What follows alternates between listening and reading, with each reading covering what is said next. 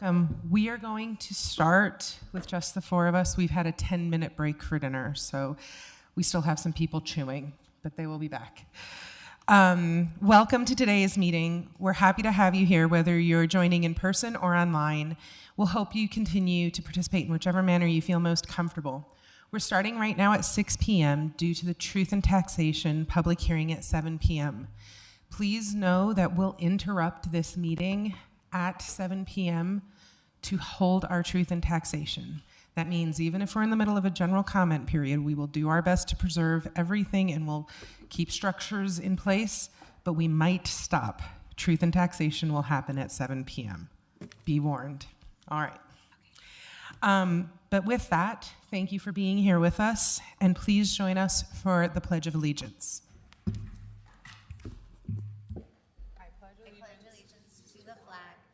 United States of America, and to the republic for which it stands, one nation, under God, indivisible, with liberty and justice for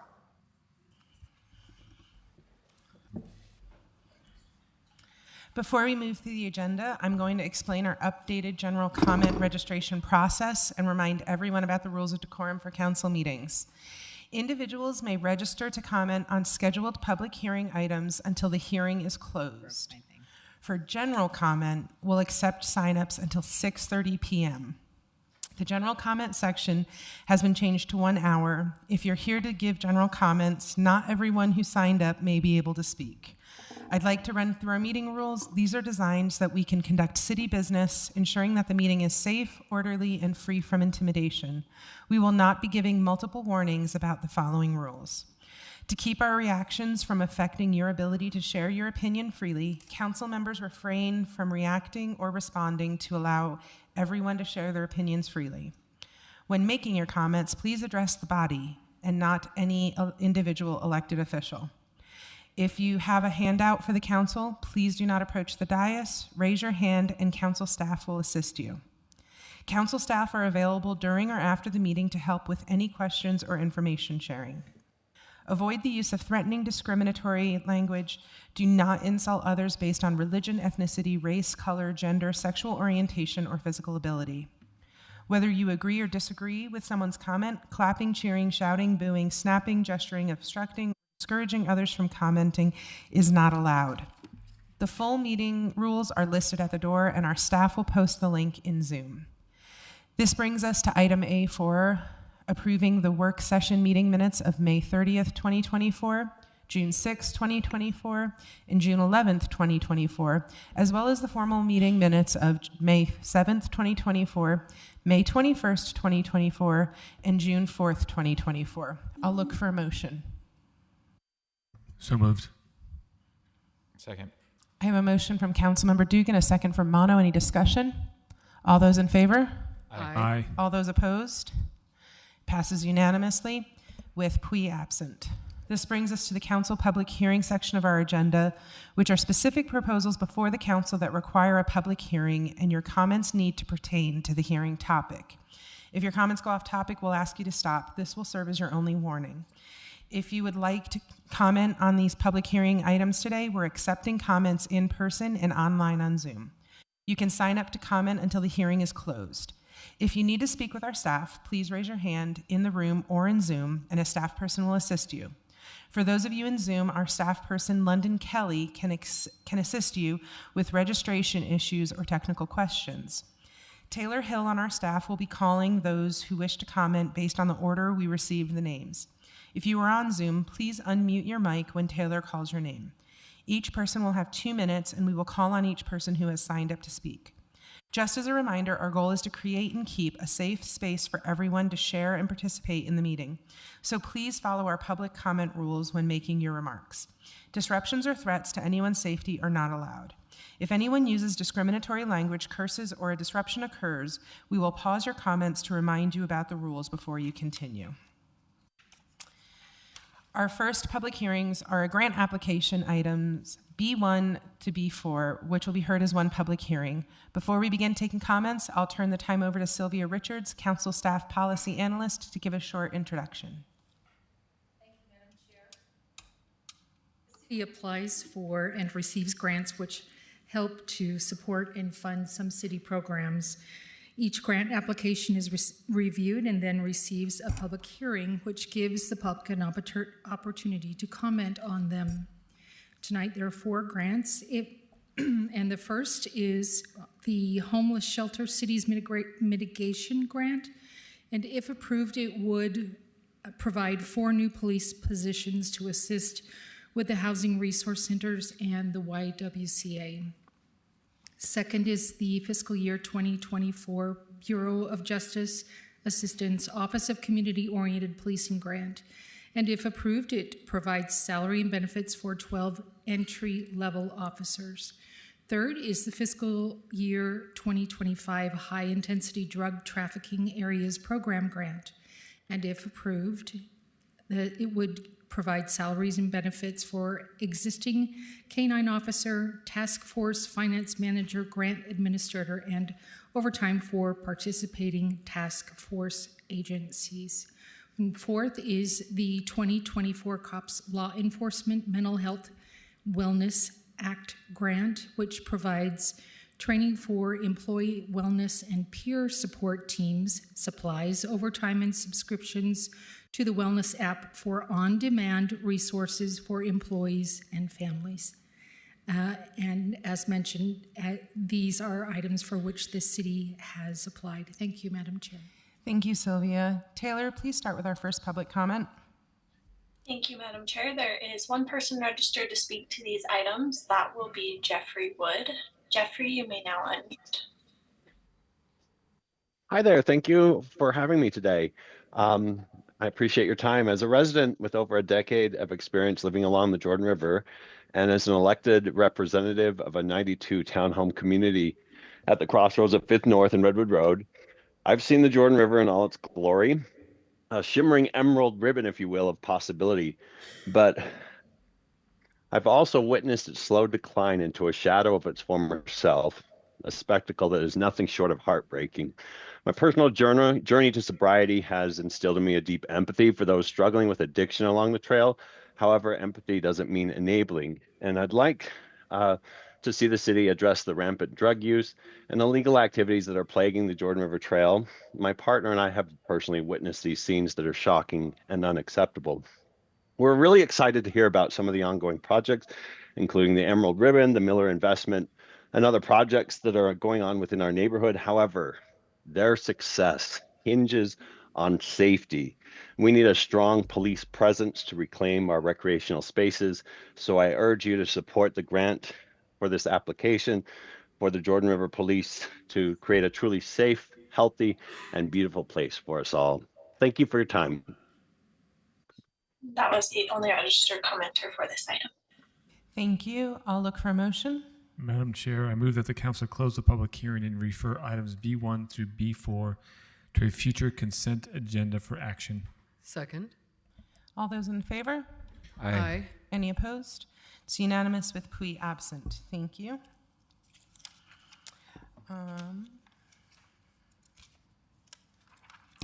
Our next item, B5, is a resolution for the Salt Lake City Computers for the Community Program. Before we take comments, we'll invite Sylvia Richards, Council Staff Policy Analyst, back up for an introduction. Thank you, Madam Chair. The city began donating surplus computers and related equipment in 2021 to families, individuals, and nonprofit organizations. The administration is proposing the name of the program be changed to SLC Computers for the Community, and that changes be made to simplify the process and allow the distribution of computers on a quarterly basis. A public hearing will still be required, which aligns with state code, but a cost analysis study will no longer be required. After the public hearing, the council may decide to adopt the resolution tonight or to defer to a future meeting. Thank you. Thank you, Sylvia. Taylor, please call the first commenter. Thank you, Madam Chair. There is no one registered to speak to this item. You said no one? Okay. I'll look for a motion. Madam Chair, I move that the council close the public hearing and consider adopting item B5, a resolution authorizing the donation of certain city computers to benefit disadvantaged communities and low to moderate income families through a digital donation program. Second. I have a motion from Councilwoman Young, a second from Councilwoman Lopez Chavez. Any discussion? So the All motion is those to in- close and adopt, right? Yes. All those in favor? Aye. Aye. Any opposed? It's unanimous with Pui absent. We'll move on to item B6, a resolution for Public Utilities Revenue Bond Series 2024A. Before we begin taking comments, I'll turn the time over to Lahua Weaver, Council Deputy Director, to give a short introduction. Hi, thank you, Madam Chair.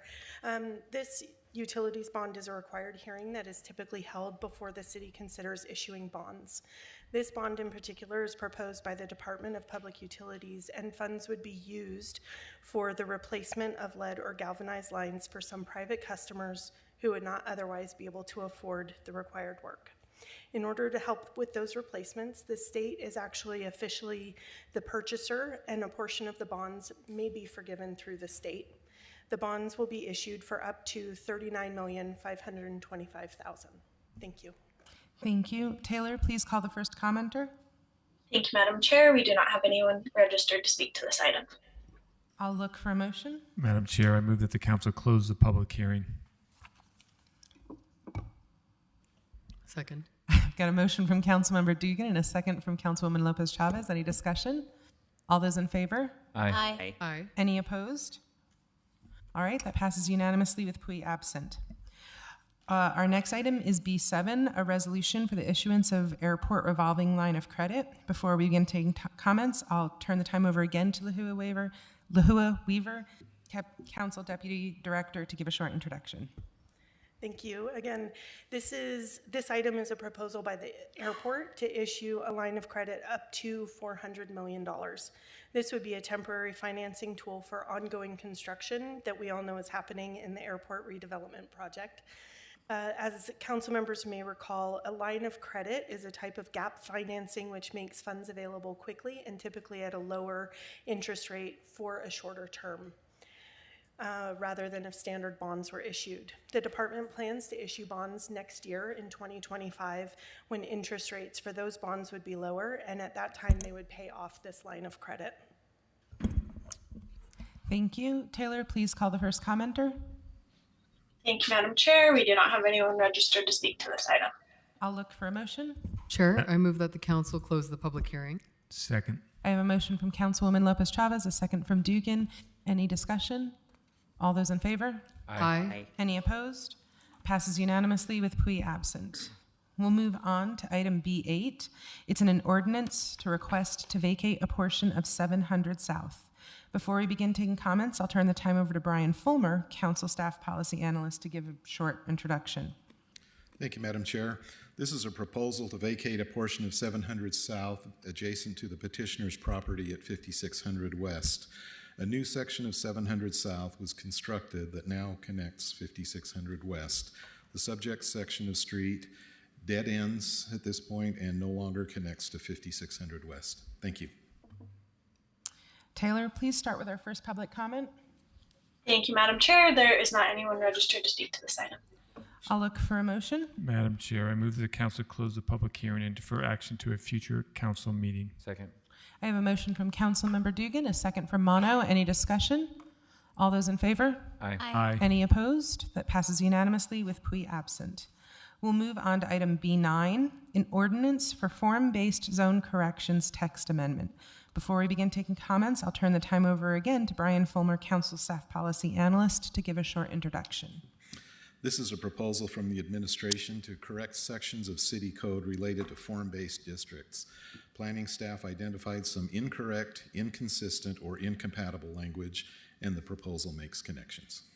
Thank you, Brian. I should say. Thank you. Taylor, would you please call our first commenter? Thank you, Madam Chair. There is not anyone registered to speak to this item. I'll look for a motion. Madam Chair, I move that the council close public hearing and adopt the ordinance. Second. I have a motion from Councilmember Mono, a second from Councilmember Dugan. Any discussion?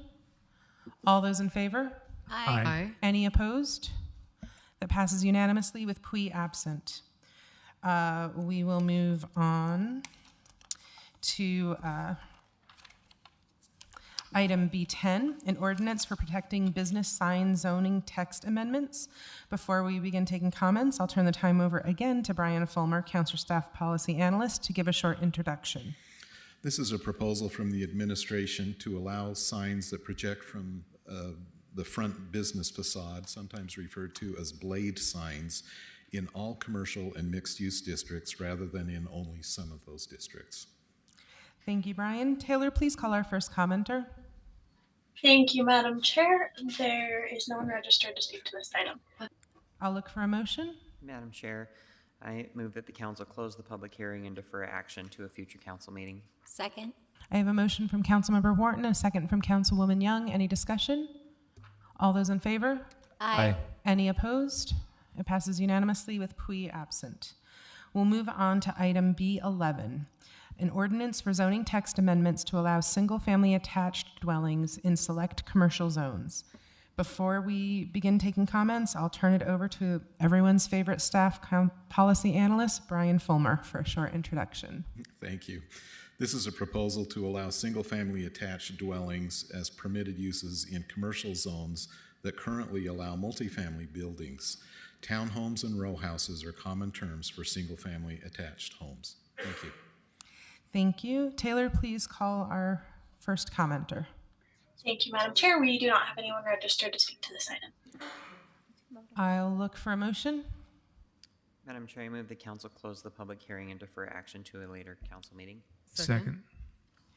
I have a motion from Councilmember Wharton and a second from Councilwoman Lopez Chavez. Any discussion?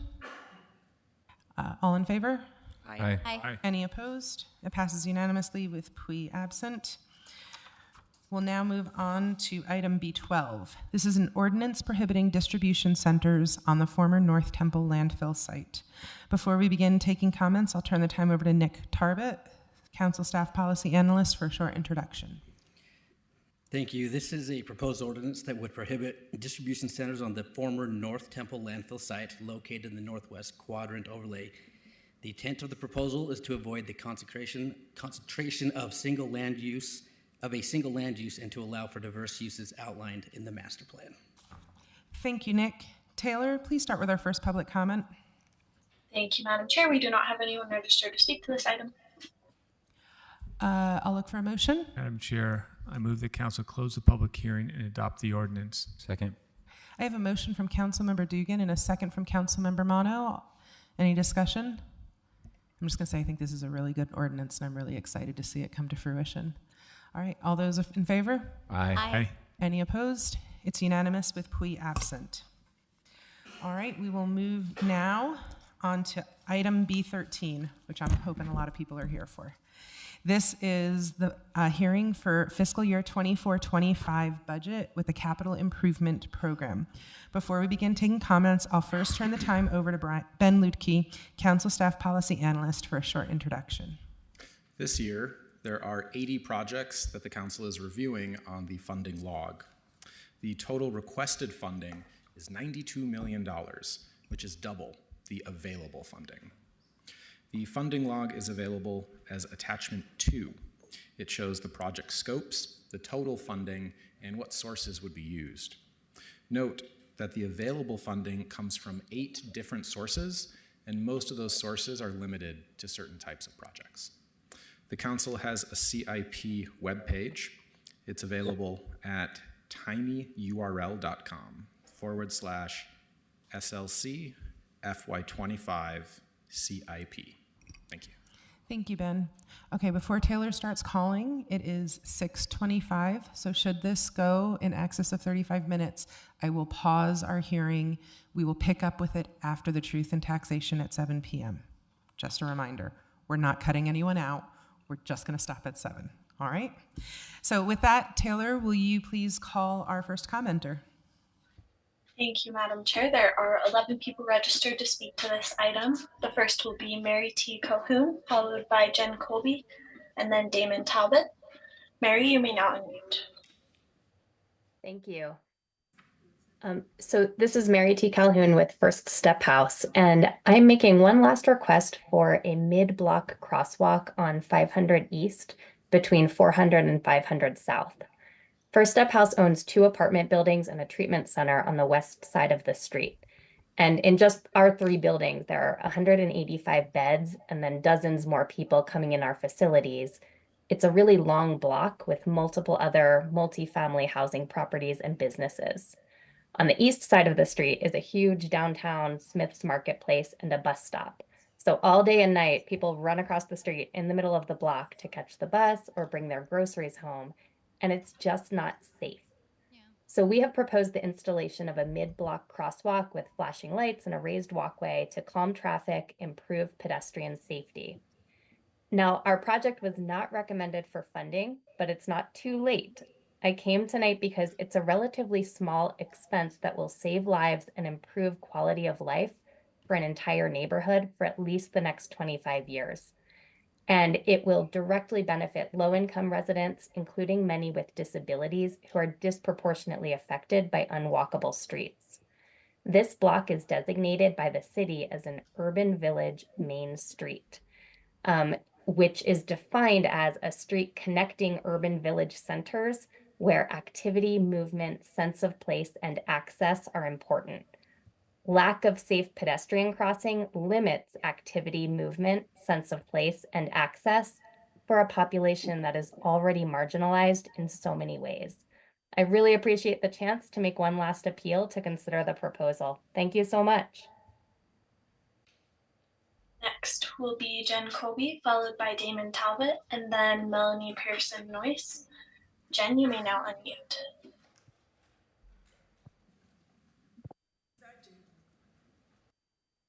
Hello? We can Can hear you hear you. me okay? Oh, thank you. Sorry.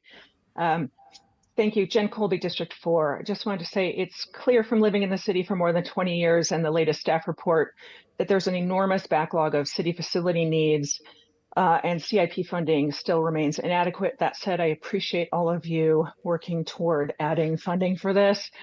And I want to suggest that there are plenty of other ways to increase revenue. Specifically, I would say that our precious public spaces that are curb right now, often free parking, should be reevaluated rapidly. And I don't think there should be any free parking, private car storage in the city in any sort of multi-use or commercial zone. So that may be one place to look. I also want to specifically say I strongly support all projects that meaningfully improve safety for pedestrians, cyclists, people with mobility challenges, and transit to reduce decades of infrastructure that have locked us into car dependence by design, which is incredibly expensive and is accelerating the climate emergency, since 60% of current US and Utah emissions are from the transportation sector. I support projects certainly like the continuous crosswalk on 500 South that was just addressed. In fact, that should be standard throughout city design rather than these super annoying speed humps that are showing up in a lot of our traffic calming. And every single complete streets project really should be designed to proper design speeds. Our engineering is really far behind international standards, and I highly recommend, if you haven't looked it up, there's a new book out by a professor out of Colorado called Killed by a Traffic Engineer. Yes, it's exactly what it says. And the US is woefully inadequate, and there's actually not science to back a lot of the manuals that our transportation engineers have been trained to use. In any case, lots of good projects. I hope that you can find more funding for a lot of these, and specifically, again, focused on reducing our dependence on cars ahead of the Olympics is a really good opportunity to do so. Thank you very much. Next will be Damon Talbot, followed by Melanie Pearson-Noyce, and then Doug Flagler. Damon is here in person. Good evening, Council. Damon Talbot, District 5. Pleasure as always. I first just want to really congratulate the city for putting together an excellent CIP package this year. I think it was very diverse in both constituent needs plus city needs, but also in fixing things that are broken, but also planning ahead for the future with new projects that really will improve the quality of life for our residents. I am really excited about the transportation items, such as continuing the partnership with UTA, the Greens Loop, and livable streets. A couple concerns I have is there is a lot of things unfunded. We heard from First Step House a moment ago, and those are amazing projects in that unfunded list. And I don't want us to just put them on the back burner. I just want the city to stay focused on those as well throughout the year to make sure that we're finding other resources, other grants that might be able to make those projects also come to completion.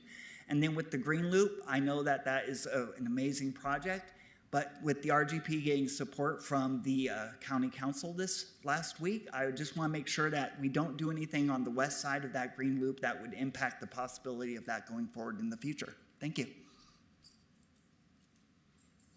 Next will be Melanie Pearson-Noyce, followed by Doug Flagler, and then Riley Richardson. Melanie is here in person. Thank you. I want to express my gratitude for the ways that the recommended CIP budget is supporting communities through prioritizing community spaces. I'm grateful that the city is providing a way for constituents like me, a method to convey my priorities for my own neighborhood, specifically on the west side, Salt Lake City. As a nearly 8-year Poplar Grove resident, mom of 3 young kids, regular user of the Jordan River Trail, who works and lives in Salt Lake City, who loves this city, and my beautiful west side neighborhood, and as someone who hopes to have Salt Lake City as a home for me and my family for a very long time, public family-focused place-based projects are critical. The heart of cities are the living, breathing parks, the respites from the busy lives. It's one of the first things I notice, even seek out when visiting a new city. Moms, dads, caregivers, travelers, and so forth find connection and community support in beautiful, well-kept public spaces that don't necessarily boast the fanciest facilities or a laundry list of amenities, but spaces that are clearly loved and cared for. Me and many of my neighbors near 600 South and 1000 West look forward to the day that a playground is installed in a currently virtually unused area, which I recently learned was promised a playground years ago from real estate companies in the then new neighborhood. A promise that, like far too many other West Side projects, have gone unfulfilled and eventually abandoned. I hope and look forward to seeing the fulfillment of promised projects such as the Jordan River Trail improvements, the Glendale Regional Park, continued commitment to the urban forest, and other such projects. Thank you. Next will be Doug Flagler, followed by Riley Richardson, and then Lee Farnsworth. Doug is here in person. Thank you. I am with the Central Ninth Community Council, and I just want to say thank you guys for finding more money for CIP and listening to the community and our needs. I'm here to urge support for the Fayette Avenue CIP project. This project hopes to enhance an area of Central Ninth that is rapidly changing.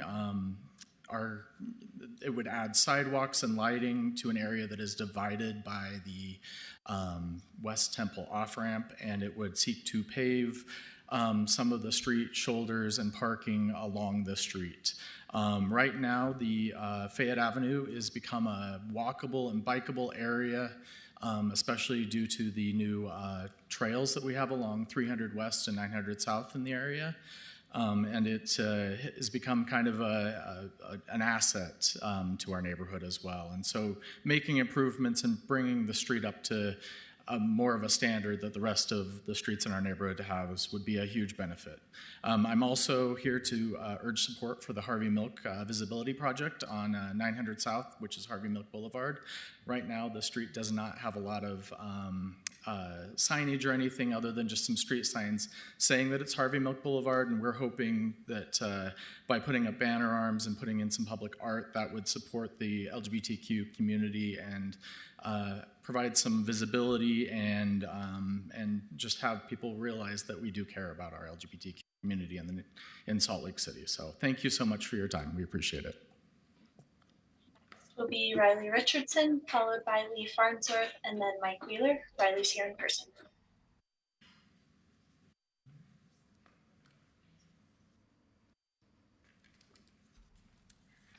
Hello.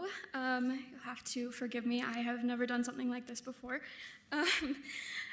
I currently live on 1000 West And when I heard about the opportunity for a park to be put in just down the street, I felt like I wanted to come in and share my thoughts on that. I currently work with the youth in the Poplar Grove area, and there is always a lack of third spaces for the youth to go. With local school closures, that means our community is being split up, and having another park would allow for some of our youth to be able to have a place where they can maintain their friendships from the splitting of schools. Having a public park would also keep people out of the back alleyways, providing a safer third space for people. I live in front of a back alleyway, and I know that they're not very well kept all the time. Neighborhood House would benefit from having a park nearby.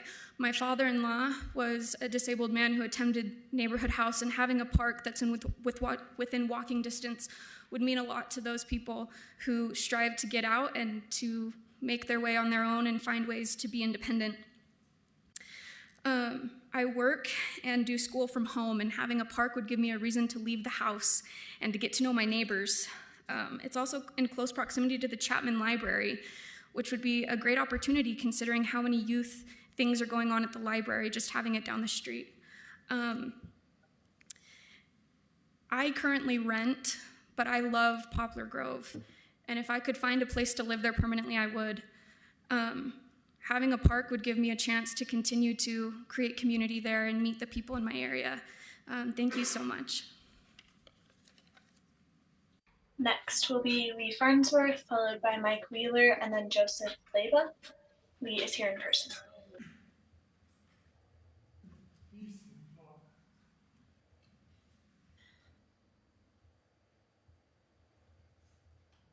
I'm probably not supposed to be here. I'm confused a little.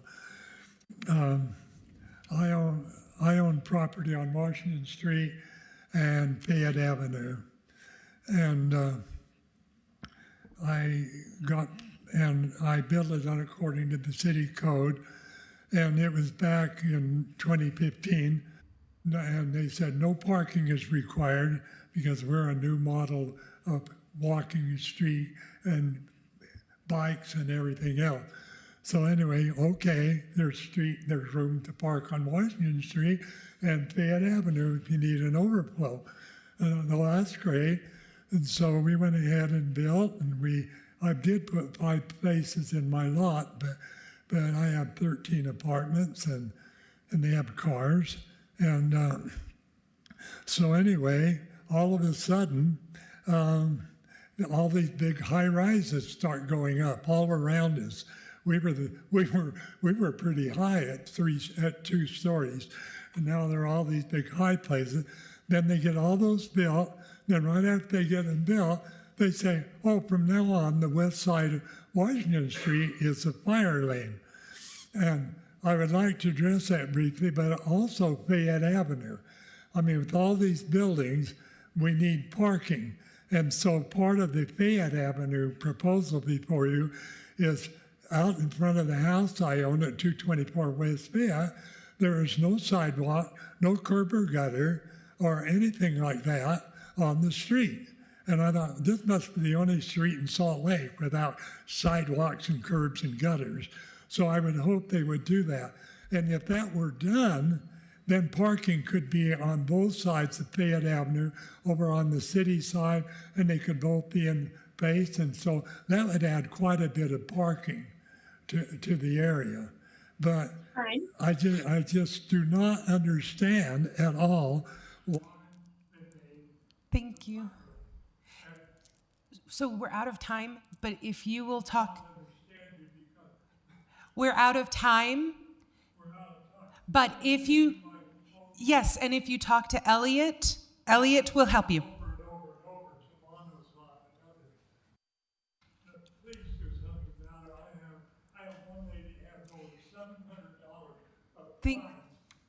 Thank you, sir. We have to keep this fair for everyone. Thank you. Thank you, sir. Next is Mike Wheeler, followed by Joseph Leyva, and then Carrie Nakamura. Mike's here in person. Madam Chair and council members, my wife and I grew up here in Salt Lake. We decided to build a home down in the Central 9th District on Jefferson Street. I've been there for almost 3 years now. We do a lot of walking and biking in the area, and this area of Fayette Avenue is a challenge for people walking and biking on that connector street between 3rd West and 200 West. We would appreciate your consideration on this. It really is an issue. The parking and lighting and it's just a mess over there, and it would be a great boon to the area to have that taken care of, so that there's more organized parking.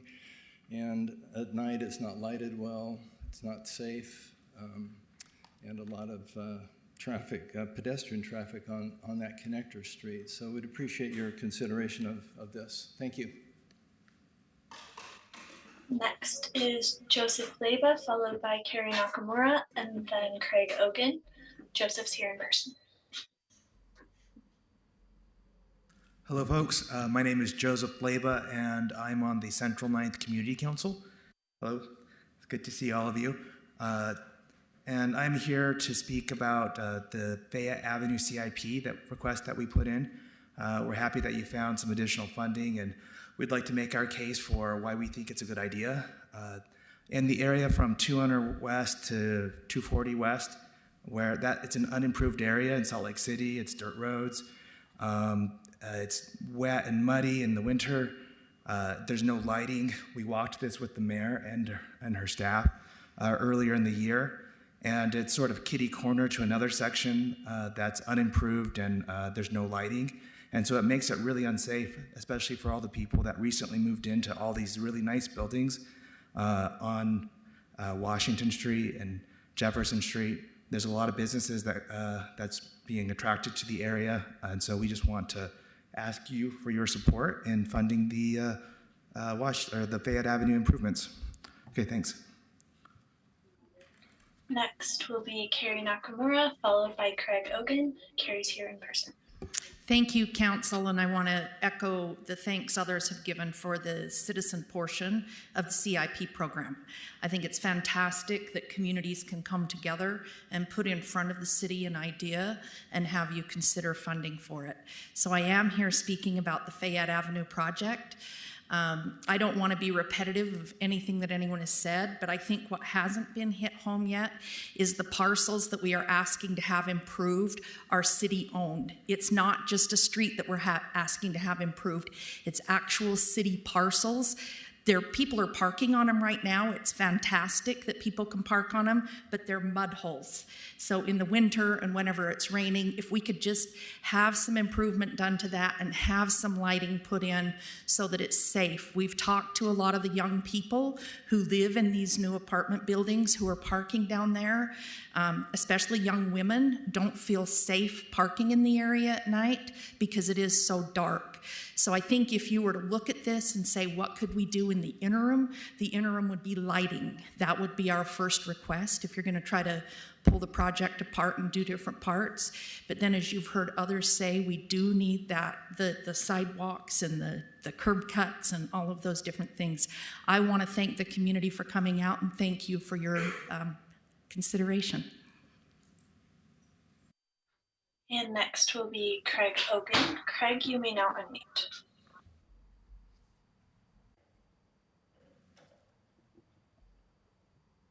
Hello there. I'm a member of the Memory Grove Foundation, which is a committee of the Greater Avenues Community Council. For those of you that have been sitting inside all day, we've had a beautiful, glorious rainstorm, which has cleaned the air and has created a very beautiful environment in the Memory Grove Park and City Creek Parks and the rest of the city. It's one of the reasons we love to live here. Many thanks to the Salt Lake City Parks and Lands Planning Department who asked the Memory Grove Foundation to be part of creating a CIP to improve the lampposts, which are beautiful and decorative, and to help us fix the monuments in Memory Grove, which have been here for over 100 years.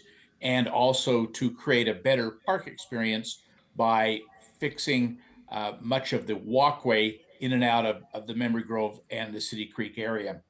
We're very thrilled that you would consider our application, and we thank all of you for first of all, spending time in these meetings and listening to us talk, but also looking for to do the very best for Salt Lake City. So have a great evening and get out and smell that great Salt Lake City air.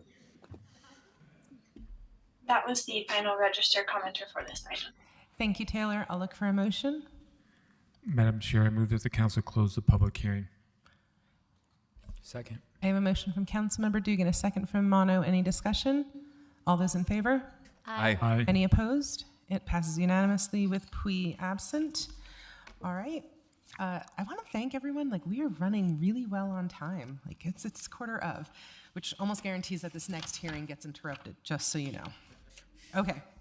So we're now going to move on to our last hearing. The rest of you are here for this one.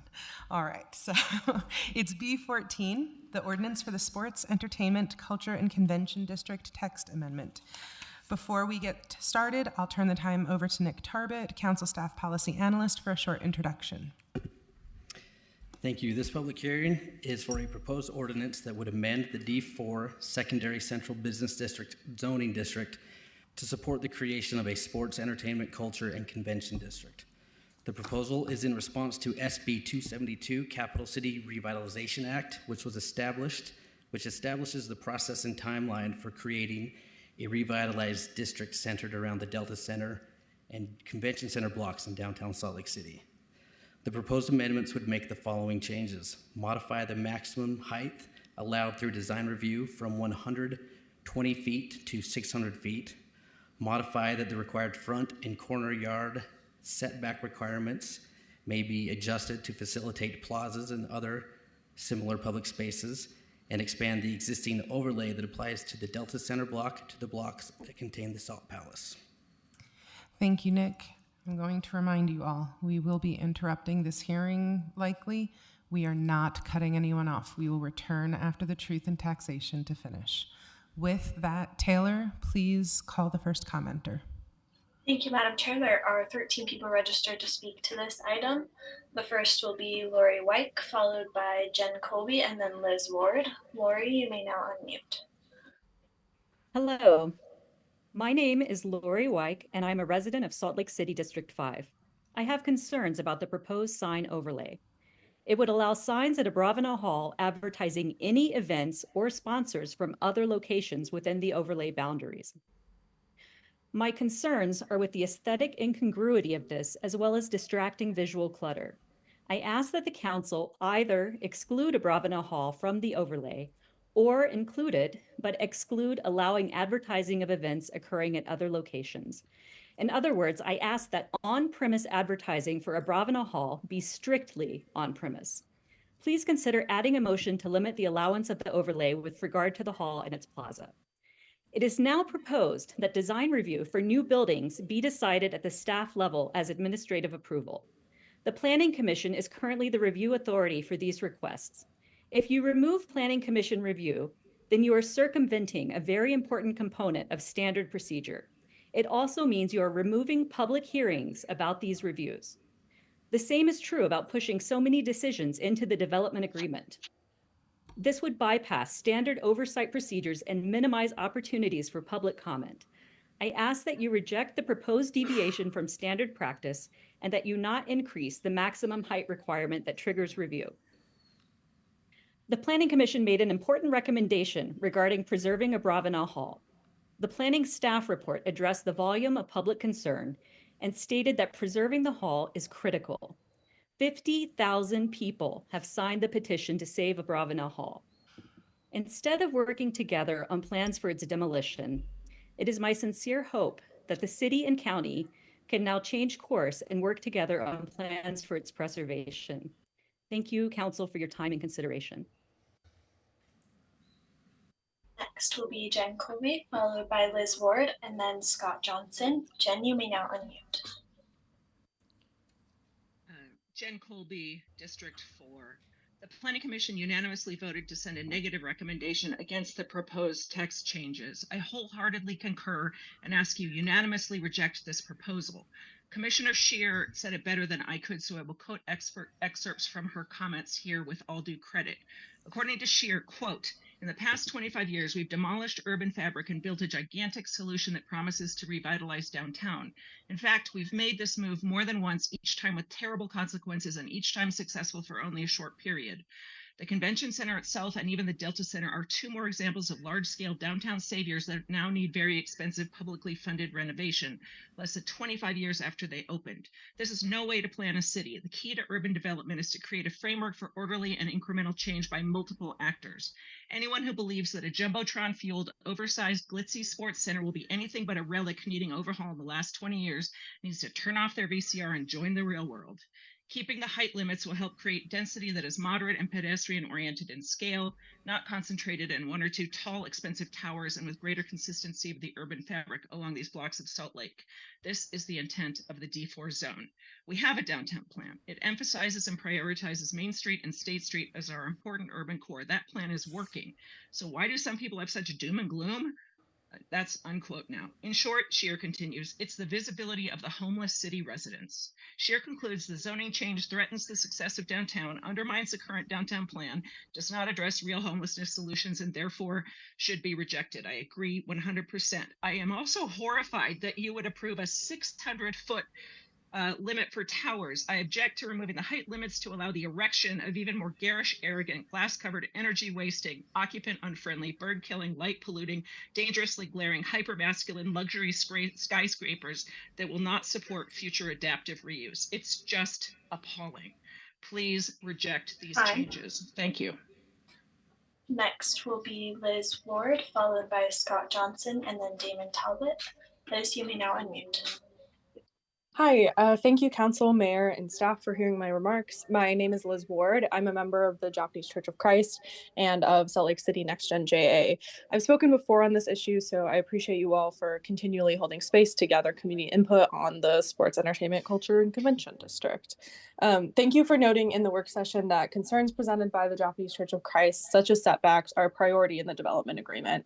I also would ask that the development agreement consider fine-tuning input on items like lighting and fencing for security and safety purposes. In reference to the council's prior meeting materials, I would also ask that the event ingress operations traffic study conducted by Hales Engineering is updated to reflect the plan changes allowed in this zoning amendment. The study should expand beyond Friday evenings and consider the residential tower and hotel traffic impacts on Japantown Street for both daily operations and our festivals. Additionally, the closure of 300 West will have limiting impacts on the Japanese Church of Christ, closing off our north parking lot access. This is a concern. Regarding construction of the residential tower, hotel, and street level commerce, and overall changes to Japantown Street and 3rd West, coordinating the schedules for road modifications and building demolition and construction will be critical. This will ensure that daily church services and activities can smoothly continue. We look forward to continued communication in the drafting of the development agreement, and thank you for hearing my remarks. Next will be Scott Johnson, followed by Damon Talbot, and then Jan McConkey. Scott, you may now unmute. Good evening, council members.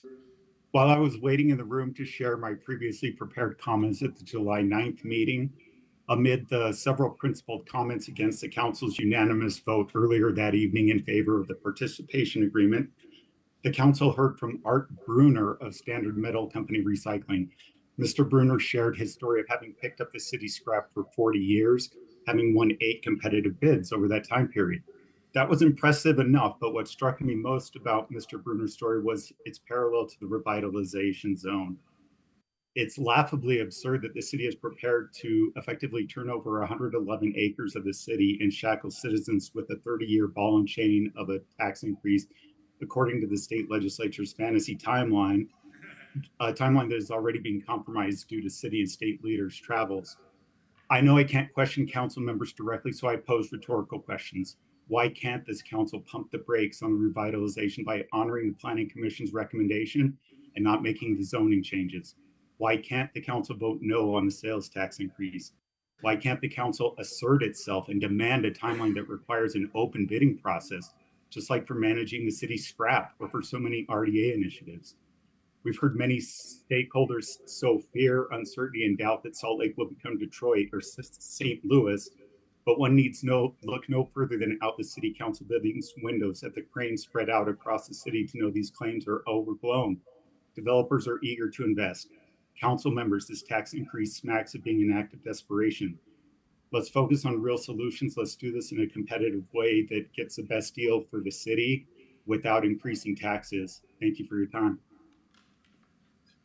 Next will be Damon Talbot, followed by Jan McConkey, and then Jeff Carlton. Damon is here in person. Good evening, Damon Talbot, District 5. I get a 2-for-1 tonight. So I am, one of the few that I've vocally, spoke to this before, that I'm actually excited about this, convention district. I think it's going to bring a new vibrancy to our city. However, as I said before, I am concerned just with how fast we're going. And I think I echo some of the comments we've already heard where should we just let them do whatever they want? And that's kind of where I feel this zoning is going. I think we really need to make sure that we're letting the Planning Commission do its job and review things, because that gives their expertise. They all have great backgrounds. It allows the public to provide input. Sometimes those go back and then they come back with a better proposal. I've seen it happen multiple times watching Planning Commission meetings. So I think just really making sure that we have oversight over what happens in that district is super important, especially because it is so new. And it also addresses those concerns about, the downtown plan is already saying this is our downtown, and now we're kind of saying let's have these taller buildings over near the Delta Center. So I think there's a fine balance there. As long as we have the oversight, I think it can be successful. And we just need to make sure that we're giving the public the opportunity to be still involved and engaged in the process as that area becomes its new future. Thank you. And next will be Jan McConkey, followed by Jeff Carlton, and then Andrew Marwick. Jan's here in person.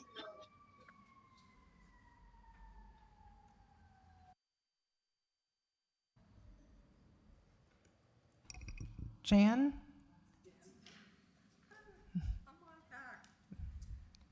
My name is Jan McConkey. I am an old person. I do not like change, and I do not want all these changes to happen. I own a business. I'm the principal owner downtown, and when you do all these projects, then it just costs me more money. I have to pay more in taxes, and finally, I figure out the more I make, the more they take.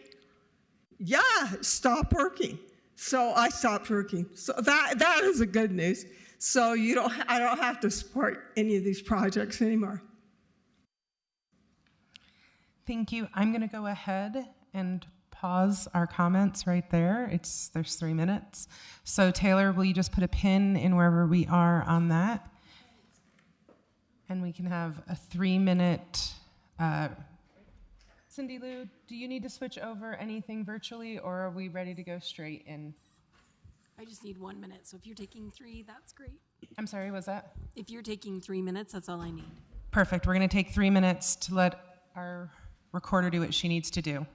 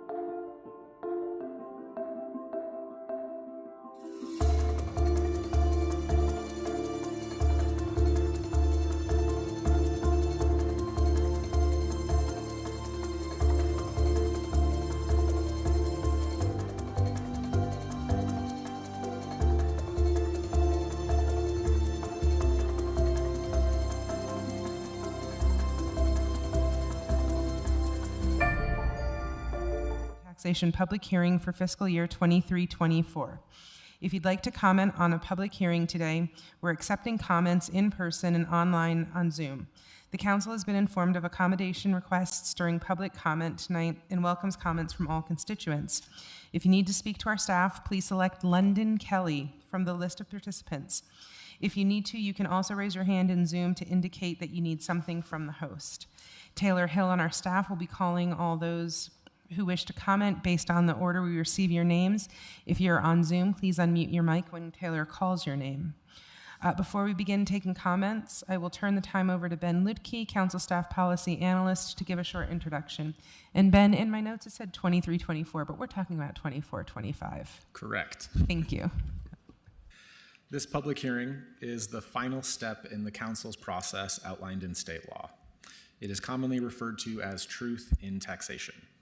It is required by law for this fiscal year 2025, because the city budget adopted by the council back in June included a property tax stabilization and a judgment levy. A judgment levy is technically a one-time, one-year property tax increase. Additionally, the library budget, also adopted back in June, includes a general ongoing property tax increase of $5.3 million. Public hearings on those budgets were held back on May 21st and June 4th of this year. That was prior to the council's adoption vote on June 11th. This today is a separate public hearing required by state law and is specific to the property tax revenue proposed to be received by the city and the library. For general information, city departments were discussed in detail at each of the council's work sessions in May and June. Recordings of those discussions are available on YouTube and the council's website, as are staff reports for each of the departments and funds. The council's budget hub can be found at tinyurl.com/SLCFY25. At the conclusion of the public hearing, the council has the option of adopting the property tax rates for both the city and library as advertised, or it could elect to adopt a rate less but not greater than the rates as advertised. If the council adopts a lesser rate, then the council would need to rebalance the budget so that the revenues are balanced with the expenditures, because state law requires cities to adopt a balanced budget each fiscal year. Those motions are on the motion sheet. Thank you. Thank you, Ben. Taylor, please call the first commenter. Thank you, Madam Chair. So far, we have one person registered to speak, and that will be Dennis Fan, who is here in person.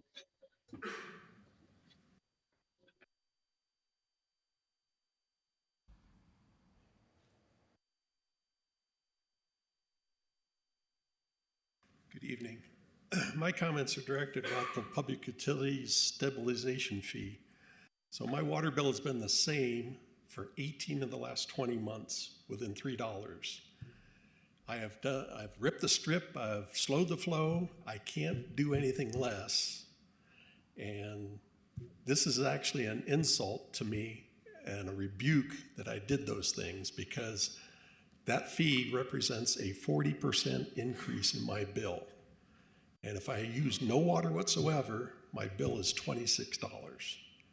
So you need to reconsider that stabilization fee. That is not just, it's actually punishing those that have been working to conserve water.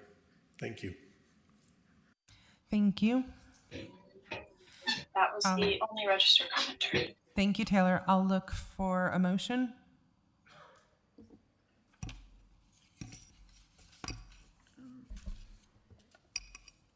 It's the one that's... Madam Chair, Thank you. I move that the council close the public hearing and adopt an ordinance establishing the final rate of tax levy, including the final levy for the library fund upon all real and personal property within Salt Lake City made taxable by law for fiscal year 2024 through 2025, and ratify the budget as adopted by the council in June. Second. I have a motion from Councilmember Mono, a second from Councilmember Dugan. Any discussion on this? All those in favor? Aye. Any opposed? It passes unanimously with Pui absent. This concludes our limited formal city council meeting, and we now stand adjourned. We will now return to the public hearing that we recessed. Taylor, if you will please pick up where you left off. Thank you, Madam Chair. Next will be Jeff Carlton, followed by Andrew Marwick, and then Mercedes Smith. Jeff is here in person. Jeff just walked outside. Taylor, can we come back to that name in a moment? I think they just told us she went outside. Can we go to the next person and come back to that one? Next will be Andrew Marwick, followed by Mercedes Smith, and then Brett Koga. Andrew is here in person.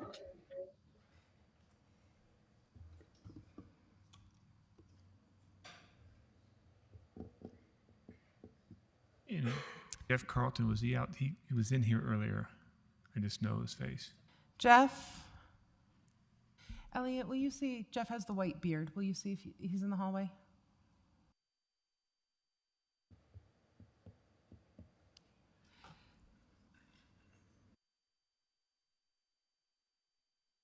Taylor, can you put this one back to the bottom of the list as well? And is Mercedes next? Mercedes Smith, followed Thank by you. Brent Koga, and then James Longstaff. Thank you. Hi, I'm Mercedes Smith. I live in District 3, and I'm the principal flutist of the Utah Symphony. I'm speaking to express my concerns regarding Smith Entertainment Group's request for special treatment from the Planning Division. It was mentioned earlier today that the development agreement will be sent to the Planning Commission. However, I'm not convinced that's actually guaranteed. If the council decides to approve SEG's zoning requests, I'm pretty sure that the development agreement will actually bypass the Planning Commission and public comment. For example, anything they build under 25 stories, including standalone parking structures, will have no design review process at all, even on the staff level. Now, Abravanel Hall is already allowed to have really large signs that advertise its own events, but with a new sign overlay, NHL sponsors like Mike's Jersey Subs or Jägermeister could be advertised on the side of Abravanel Hall. I wonder, how often do we allow an entity to sidestep this critical process, much less an entertainment group with little history in real estate development? The Planning Commission is just one example of the checks and balances that our nation was built upon. Eroding these safeguards opens the door to unchecked power. Nearly $1 billion in taxpayer funds are being handed to a $1 billion for-profit company that still hasn't been required to invest a single dollar of its own money into the project. A project which, as you know, decades of empirical studies have shown will almost certainly be a poor investment. And now the same company also seeks to bypass the public design review process. I ask, where does this end? We need more checks and balances, not fewer, especially when taxpayer money is going to a private company. I strongly urge you to require the development agreement go to the Planning Commission no matter what. Hold SEG to the same rigorous process that non-billionaires must undergo. And furthermore, should it not be demolished, I request that you exclude Abravanel Hall from the sign overlay. Thank you. Next will be Brent Koga, followed by James Longstaff, and then Craig Ogan. Brent is here in person.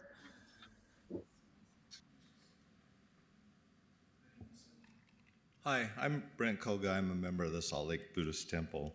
First of all, I'd like to thank the mayor and the council for all that's been done so far to help the two religious entities on 100 South, the Japanese Church of Christ and the Salt Lake Buddhist Temple. But to keep the churches a viable and functioning religious organization, I think there's still some work that needs to be done. I got cut off last time because I was talking about the parking and I ran over my time, so hopefully I won't do that again. I'm going to try and sneak in a couple of comments. On the participation agreement, it talks about minimizing loading and unloading on 100 South. Minimizing is a really, really subjective word. Does that mean 40 semis in front of the two religious organizations, or does it mean 20? I think the better word is eliminate loading and unloading on 100 South, not minimize. That's too subjective. The other comment is Smith Entertainment Group has said that they'll meet to update the organizations every 6 months. That suspiciously sounds to me like you're not at the table, you're at the kids' table. We're gonna tell you what we've done to you in the previous 6 months. We're not gonna incorporate you to be proactive and see how we can help if we can help. So I'm sorry that those last two comments were a little bit negative, but I think they're very truthful. But I do want to thank the council and the mayor for everything that's been done so far. Thank you. Next will be James Longstaff, followed by Craig Ogan, and then Bree Shear. James, you may now unmute. Hello, Madam Chair and Council. Considering the many zoning restrictions we have all over the city, which exacerbate the housing shortage and disproportionately affects those younger than 40, I want to say I support the changing of the height of the tower to 600 feet. Given the housing crisis, this will have a positive, affordable impact on the housing market, even if those units are quote unquote luxury units, as it will flood the market. I also support building more housing on top of parcels of land labeled entertainment, according to a plan that I saw on Deseret News. I don't really know if that plan is updated, but my question is, why should we stop with just a tower of housing? Considering the city's plan for a green loop and the site's proximity to transit and a plot of land, this plot of land is perfect for not only an entertainment district, but a dense neighborhood that's connected to the rest of the valley and the state. I also asked SEG to, and I also want to ask possibly to restrict all above ground parking on this lot and on this plan, as it's a wasted opportunity to build more housing and productive businesses. I just want to say, you know, we always try to find ways to eliminate housing and to not build housing, but this is a perfect opportunity for us to build more housing than we might have thought originally. And so that's all I want to say about that. Next will be Craig Ogan, followed by Bree Shear, and then Jeff Carlton. Craig, you may now unmute.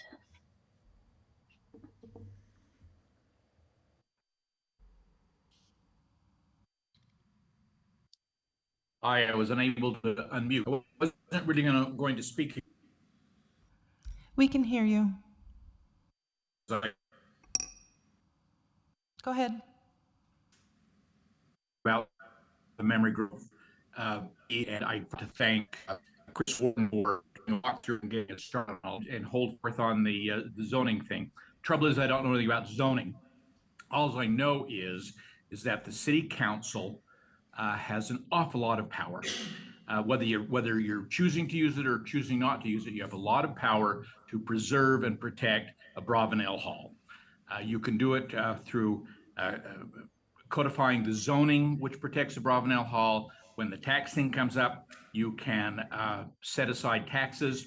And in talking to legislators, I find out they're quite happy with you using taxes and bonding that has been authorized by their law to protect and preserve Abravanel Hall. In any case, I'm an old man. All I want to do is watch the symphony in Abravanel Hall the rest of my days. Don't care if anybody else watches basketball or hockey down the street.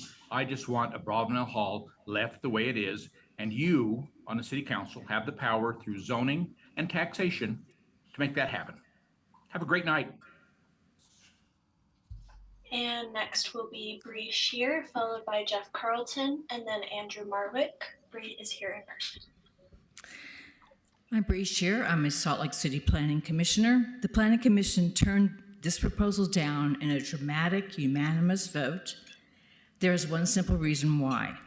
We believe that the public deserves to see the plan for how their $900 million is spent. We believe in transparency.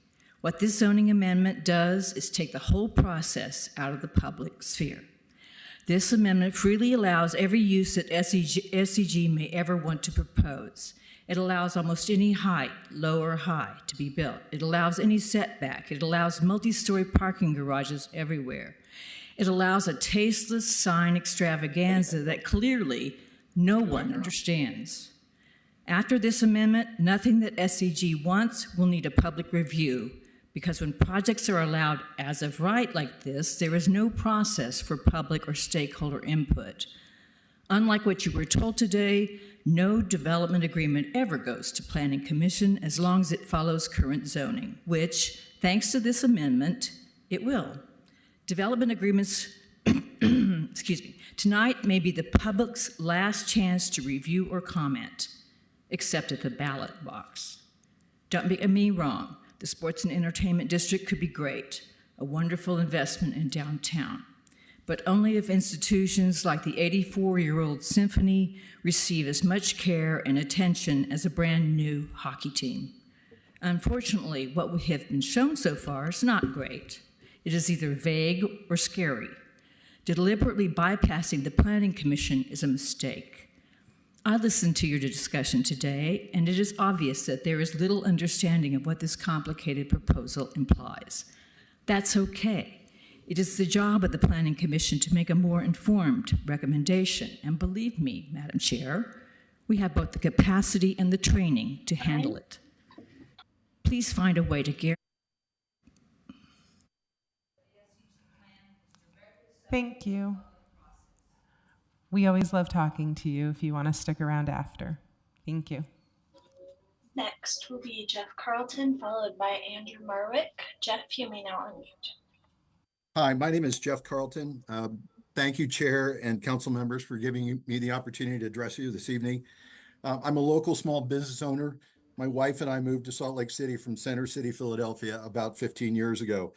I've experienced the joys of living in a densely compacted urban environment.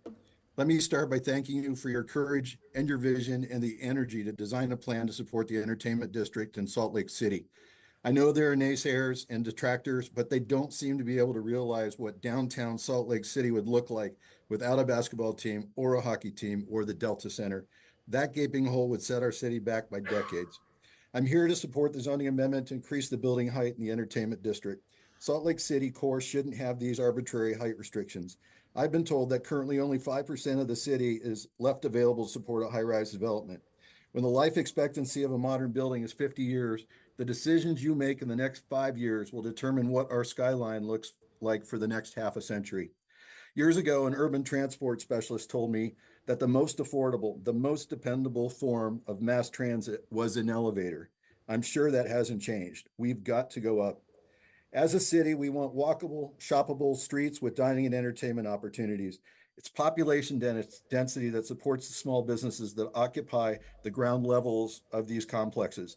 As a city, we haven't yet reached a critical mass to make ground floor activation a resounding success. Thank you for your time this evening, and please support the increase in building height and the other zoning requests that are attached to this. Thanks so much. And next will be Andrew Marwick, who is here in person. Andrew Marwick from Glendale, and that's Arizona. Listen to the CIP request tonight. There's a lot more to Salt Lake City than the Delta Center area. Don't make the mistakes Glendale made. With the Coyotes, Glendale was forced to slash spending on libraries, parks, and even police and fire services were slashed dramatically due to the cost of the Coyotes developments. Plans for the area around the Delta Center have been very vague, other than the 600-foot height limit and the unlimited signs like are at the Westgate area in Glendale. Westgate in Glendale had a snazzy photos of models of luxury condo towers. 80% of it was never built. The developer never followed through. There's no guarantee that the Smith Entertainment Group will follow through. The Coyotes' local fan base was small and a market over twice the size, probably close to 3 times the size of Salt Lake City. There's no guarantee that this will succeed to have 2 winter sports teams. Until earlier this year, Salt Lake City wasn't even mentioned as a relocation option for the Coyotes. Houston, Kansas City, and Atlanta were the cities mentioned. As soon as Ryan Smith expressed interest in an NHL franchise, Salt Lake City suddenly dominated relocation discussions. This process has been extremely rushed, and the process of analyzing the development around the Delta Center should allow much fuller details to be analyzed. Tempe developed 3 proposed propositions that were sent to the voters last year related to the coyote's development. They were placed on the ballot, and Tempe voters resoundingly rejected the coyote's development. Any officials, any of these cities in Arizona, Glendale, Phoenix, Scottsdale, and Tempe, can fill you in on what a nightmare this hockey franchise has been. Thank you. And that was the final registered commenter for this item. Thank you. I'll look for a motion. Chair, I move that the council close the public hearing and defer action to a future council meeting. Second. I have a motion from Councilwoman Lopez Chavez, a second by Dugan. Any discussion? All those in favor? Aye. Aye. Any opposed? It passes unanimously with Pui absent. Madam Chair, if Yes, I ma'am. could just request a personal privilege. Yes, ma'am. I want to, first of all, thank everyone for coming out and giving comment tonight. This is definitely something where we're very appreciative of a lot of the comments and differing points of view related to that. There are clear themes that we continue to hear in public comment, and those themes are really resonating in terms of our conversations about next steps and how we support that as a council. I do want to hopefully clarify that as part of our working session today, when we were discussing this particular proposal and some of the feedback related to a development agreement, my takeaway was that it was very agreed upon across council that we're looking to make sure that the public has input throughout the process of the development agreement. So if that was not clearly stated, I just want to clarify that that is our expectation, that there is that public input process, and it was part of our communications today. So there's certainly more opportunities, I'm sure, for us to clarify in regards to policy and providing that direct action, but I just wanted the opportunity to share that takeaway. Thank you. Thank you, Councilwoman. Anyone else? All right. With that, we have no potential action items. So we'll move on to D, comments. We have Lindsay Nicola, the Deputy Chief of Staff, I got it right, with us today from the Mayor's Office. Are there any questions? All right, thank you for being here with us, Lindsay. All right, we will now move on to comments to the City Council. This is the general comment portion of our agenda, and we welcome your comments on any items of interest. If you're joining us after 6:30 and missed the opportunity to sign up, staff has written comment cards you can use. Please raise your hand and a council staff member will assist you. Before we begin taking comments, we'd like to emphasize our rules that any behavior that is threatening, disruptive, or create an unsafe environment will not be tolerated. When we are not able to maintain these rules, we've had members of the public feel intimidated and leave the meeting. So if any of the rules are not followed, we will ask staff to assist you out of the meeting. If this standard is not observed, we will call a recess. As a reminder for those joining in Zoom, London Kelly from our staff will moderate our Zoom and message you with any questions about your registration. If you need assistance, raise your hand and select London from the list of participants. Please limit messages to technical issues and minimal information updates.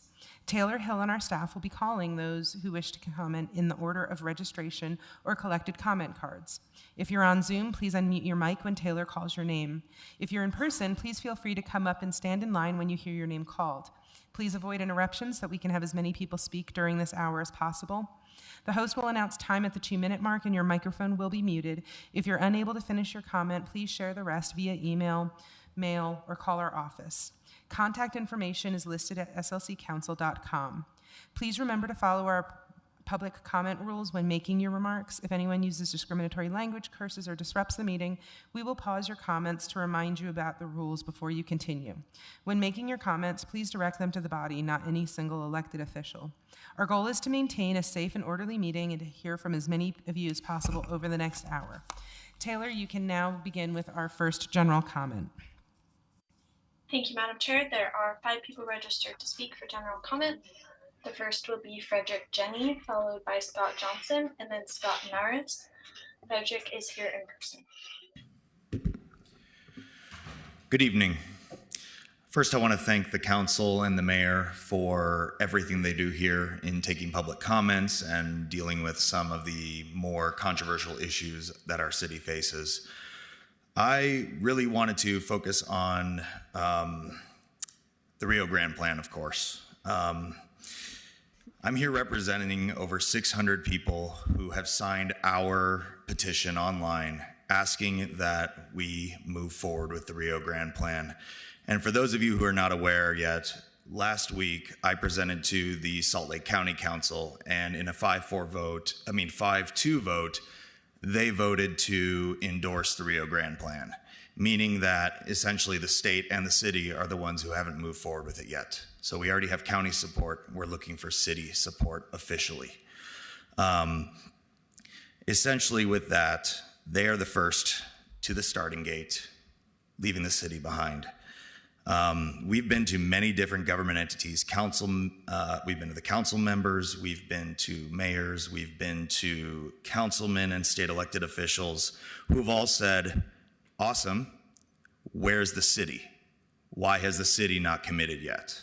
And so at this point, we're asking for the city to commit, because if we speak out one voice, city, county, city, to Secretary Buttigieg and say, this is what we want to do, they will fund it. California did it. They are building their own version of a train trench through their city, through downtown, for their high-speed rail. So with the Olympics coming, with a lot going on in this city, let's have a beautiful project that the people want. So let's act now, mayor, council, and let's build the Rio Grande plan together. Thank you. Next will be Scott Johnson, followed by Scott Norris, and then Jack Lupidi. Scott Johnson, you may now unmute. Hi, thank you. I'm back with just one more comment and maybe another rhetorical question, but one aspect of the sales tax that I feel like has been undercovered is the impact that having a city-specific sales tax will have on businesses on the periphery of the city, where residents, where shoppers, where taxpayers can easily go to a business just across the city line somewhere else in the county. I asked rhetorically, are you comfortable that the analyses that have been done have taken into effect sufficiently what the impact will be to those businesses? And I ask you to consider the reaction that your constituents who own businesses in those peripheral parts of the cities will have when they start having to shut down, when they start losing business to competitors who aren't burdened by that same sales tax disadvantage. Thank you. Next will be Scott Norris, followed by Jack Lubidi, and then Milo Homan. Scott is here in person. Thank you. Good evening. I represent a homeowners association located on 2100 East, just north of 1300 South in District 6. I'm here tonight to express our concerns with the new stabilization fees added this past month to all city utility bills. The new fees are flat fees based on the size of a customer's water meter and not actual usage. When our homes were built in 1988, a single 4-inch water meter was installed to distribute water to all 10 homes in our HOA. Based on our meter size, the added stabilization fees for water, sewer, and 6% franchise tax total $790 per month, which equates to $79 per HOA home per month.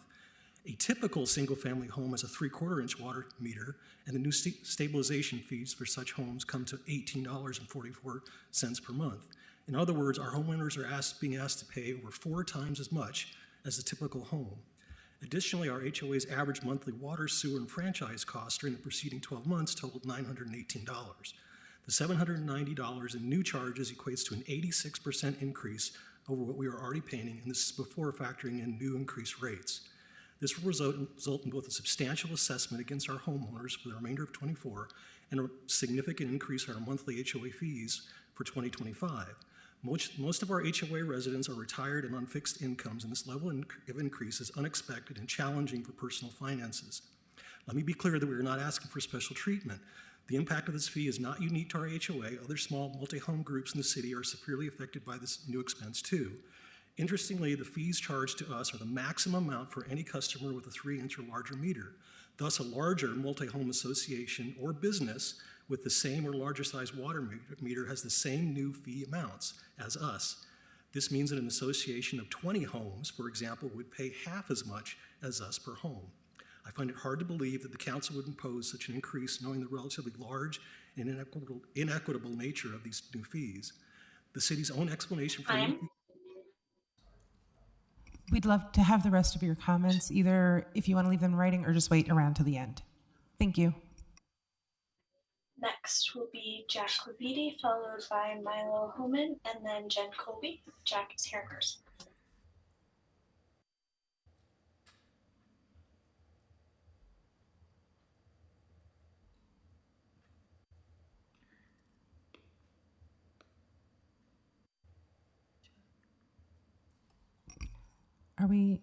Did they leave? All right, I think that person left. So is Jen Next. Colby the last name? We have Milo Homan and then Jen Colby. Milo should be here in person. Milo? I think Milo left, so we're on to Jen Colby, please. Okay, Jen Colby, you may now unmute. Yes, Jen Colby, once again tonight, District 4 resident. Thank you for letting me take 6 minutes of your time, given how many hours and hours and weeks you have spent with lobbyists from the Smith Group. I am actually a sports fan. I hope you all enjoyed the Olympics. It was amazing. I was an Olympic skeptic in 2002, but it turned out remarkably, despite all of the corruption, we overcame that, and I hope we will do the same in the future. If you take a look at Paris, Paris is a beautiful city. They transformed themselves towards more walkability, bikeability, and transit in a short amount of time, and I hope the city will take the same advantage. I'm very concerned, though, about the clause that was added, even though there's nowhere else for the Olympics to go in 2034, about the corruption of WADA officials and pushing against federal law. If you haven't seen the movie Icarus, I ask you to all go watch it, about the Russian doping schemes. On that note, I want to read something from Andy Larson in the Trib. Quote, even with Lori Markkinen locked up, signed to a new $238 million extension that will make it impossible to trade him next season, odds makers are still skeptical about the Utah Jazz's chances. The sportsbooks have made their expectations clear. The Jazz will still be mediocre or worse next season, unquote. I was a Jazz super fan. I am a sports fan, but I do not think public dollars should be going anywhere towards these projects. Also, the SB 272, the tax rate may not exceed 0.5%, and the tax imposed under this section may not be imposed for greater than 30 years. You have the full right to turn down this tax increase, or perhaps to turn it to the voters, although I'm not 100% sure about that. But certainly if you have to save face, perhaps 0.1% for 10 years if that's their only commitment. What is their current lease on the Delta Center? I haven't gotten an answer. Where else will they go? If they do leave, too bad, so sad. I used to be a Jazz fan, no longer. Thank you. That was the final registered commenter. Thank you so much. Thank you to everyone who commented. We have no new business. We're now at unfinished business item F1 for an ordinance for the Economic Development Loan Fund to Policy Kings Brewery LLC. I'll look for a motion. Chair, I move that the council adopt the ordinance approving a $75,000 loan for Policy Kings Brewery from the Economic Development Loan Fund. The council's intent is to move the funds in the coming budget opening and request the administration make efforts to process this expeditiously. Second. I've got a motion from Councilwoman Lopez Chavez, a second from Dugan. Any questions, comments, discussion? All right, all those in favor? Aye. Any opposed? It passes unanimously with Pui absent. This brings us to the consent portion of our agenda. I'll look for a motion. Second. I have a motion from Councilmember Horton, a second from Councilmember Dugan. Any discussion? All those in favor? Aye. Any opposed? Passes unanimously. We now stand adjourned. Thank you.